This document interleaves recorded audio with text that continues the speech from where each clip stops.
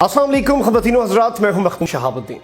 बहुत से दिनों से सोशल मीडिया पर तूफ़ान बर्पा किया गया है और बहुत सी बलोच ख़वातीन की तस्वीर और वीडियोज़ मंजर आम पर आई हैं जो अपने लापता प्यारों की तलाश के लिए रो रो कर एहतजाज कर रही हैं।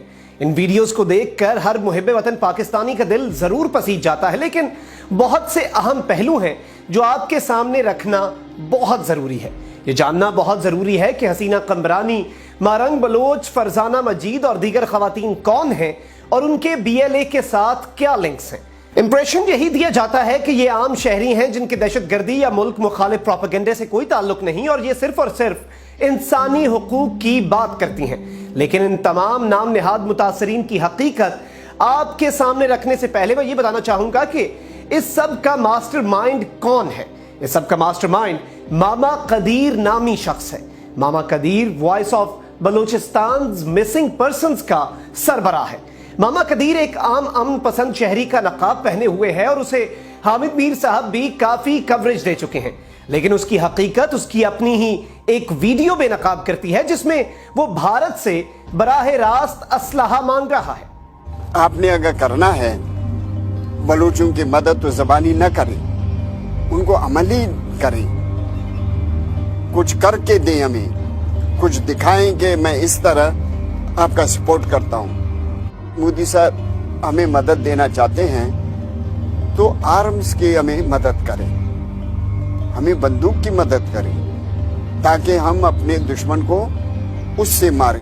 इन तमाम तर खवातीन जो कि रो धोकर आए दिन सोशल मीडिया पर जिनकी वीडियोस देखने को मिलती हैं, जो कभी अपने भाई, कभी अपने शौहर, कभी अपने बेटे के लिए आवाज उठा रही होती हैं कि उन्हें स्टेट ने लापता कर दिया है, वो लापता अफराद हैं, इन तमाम तर खवातीन के मुतल्लिक भी आपको बताएंगे और ये बताएंगे कि ये तमाम तर जो खवातीन हैं ये सोशल मीडिया पर और इंटरनेशनल कम्युनिटी में जाकर जो बातें करती हैं, इनके प्यारे दरअसल हैं किधर।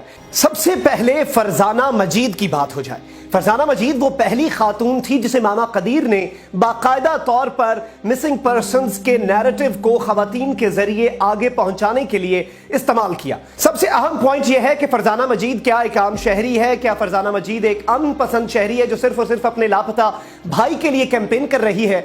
तो इस सब को समझने से पहले जरूरी है कि हम ये देखें कि फरजाना मजीद का भाई है कौन जिसे वो लापता करार देकर ये पूरा प्रोपेगेंडा कर रही है। फरजाना मजीद का भाई जाकिर मजीद सीनियर वाइस चेयरमैन है टेररिस्ट ऑर्गेनाइजेशन BSO आजाद का।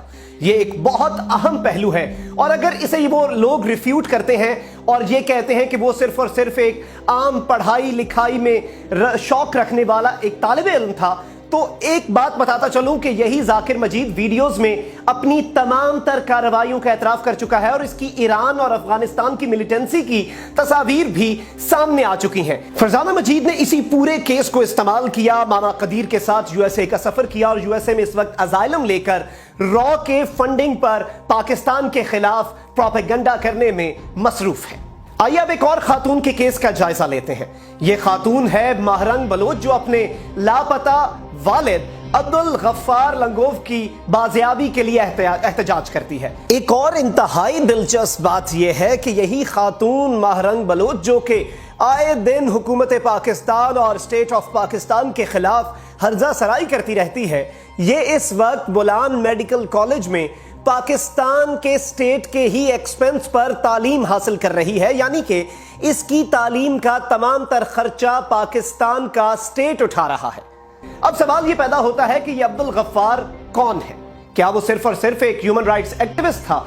लेकिन हकीकत यह है कि वो आपको ये नहीं बताएंगे अपने रोने धोने वाली वीडियोस में कि अब्दुल गफ्फार ना सिर्फ एक एक्टिव मेंबर था BSO आजाद का जो कि एक दहशतगर्द तंजीम है, लेकिन वो सिर्फ और सिर्फ नोटोरियस कमांडर भी है BLA का जो कि एक इंटरनेशनली डेजिग्नेटेड टेररिस्ट ऑर्गेनाइजेशन है। और सबसे अहम नुक्ता यह है कि ये शख्स आपस की जो गैंग वॉर है उसमें ही हलाक हो चुका है और इसका एतराफ मामा कदीर भी कर चुका है और इसका फिर भी सारा मलबा स्टेट पर डाला जाता है और इस शख्स को भी लापता तस्वुर डिक्लेयर करके स्टेट के खिलाफ प्रोपेगेंडा किया जा रहा है। नवाब साहब ने मजीद गुफ्तगू जारी रखते हुए कहा कि हमीद शाहीन के साथ भी यही हुआ और गफ्फार लांगो के साथ भी यही ड्रामा कराची में हुआ। उसके करीबी अजीज BLA में था तो गफ्फार का हालात सुनकर اس نے BLA کو خیر بات کیا اور انہوں نے کہا کہ کل کو میرے ساتھ بھی ایسا نہ ہو. وہ کسی اور مسلح تنظیم میں چلا گیا. ایک اور اسی طرح کی خاتون کریمہ بلوچ، جسے کریمہ مری کے نام سے بھی جانا جاتا ہے، وہ ہے جو چیئرپرسن BSO آزاد رہ چکی ہے. اس نے باقاعدہ طور پر اس بینڈ آرگنائزیشن کے سربراہ کے طور پہ کام کیا، لیکن لڑکی ہونے کی وجہ سے اس کے خلاف کارروائی نہیں کی جا سکی. وہ پاکستان کے خلاف، اسٹیٹ کے خلاف پبلکلی سپیچز دیتی ہے، اور ماما قدیر نے اسے ٹرین کر کے اپنے ساتھ جنیوا بھی لے گیا، جہاں پر اس نے پاکستان کے خلاف کافی باتیں کی. ذرا جائزہ لیں کہ یہی کریمہ مودی جی سے مدد کس طرح مانگ رہی ہے. ہائے شری مودی جی، رکشا بندھن کے دن پہ بلوچستان کی ایک بہن آپ کو بھائی مان کر آپ سے کچھ کہنا چاہتی ہے. میرا نام کریمہ بلوچ ہے اور میں بلوچ اسٹوڈنٹ آرگنائزیشن کی چیئرپرسن ہوں. اس دن کے حوالے سے ہم آپ سے یہ امید لے کر آپ کے پاس آپ کو یہ کہنا چاہتے ہیں کہ آپ کو بلوچستان کی بہنیں ایک بھائی کی حیثیت سے مانتے ہیں. ہم اپنی جنگ خود لڑیں گے. ہمیں آپ سے صرف آپ ہماری آواز بن جائیں، اس جنگ کی آواز بن جائیں اور دنیا کے کسی بھی کونے میں اس آواز کو پہنچائیں. اور اب ذرا بات ہو جائے latest emotional blackmailer Haseeba Qambrani کی، اور ذرا دیکھا جائے کہ اس کی کیمپین ہے کیا. میرے گھر میں پہلے بھی میرا ایک بھائی شہید ہو چکا ہے. ہم اپنا پیٹ کاٹ کر اپنے بھائیوں کو پڑھاتے ہیں، خود نہیں پڑھتے. کوئی باشعور ہو ملک اور قوم کا نام روشن کرے. اب ظاہری بات ہے کہ اس ویڈیو کو دیکھ کر کوئی بھی شخص ایموشنل ہو سکتا ہے، لیکن حقیقت پھر آپ سے چھپائی جاتی ہے.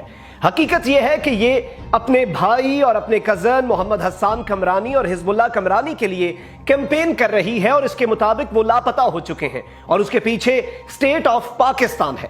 لیکن حقیقت یہ ہے کہ اس طرح کے تمام تر لوگ جو کہ لاپتہ ہو چکے ہوتے ہیں، وہ دہشت گرد تنظیموں کو جوائن کر چکے ہوتے ہیں اور دہشت گردانہ کارروائیوں میں ملوث ہوتے ہیں. وقت کی کمی ہے، یہ بہت کم مثالیں ہیں جو آپ کے سامنے رکھی ہیں، لیکن ایک بات ثابت ہو چکی ہے کہ یہ صرف اور صرف خواتین کو استعمال کر رہے ہیں، جو کہ جسٹ کاز جو ہے، جو کہ خواتین کا غلط استعمال ہے، اور اس کا سب کو نوٹس لینا چاہیے. آپ کو بھی اس چیز کا پتہ ہونا چاہیے، کیونکہ یہ خواتین کے ساتھ ایز اے ہول زیادتی ہے.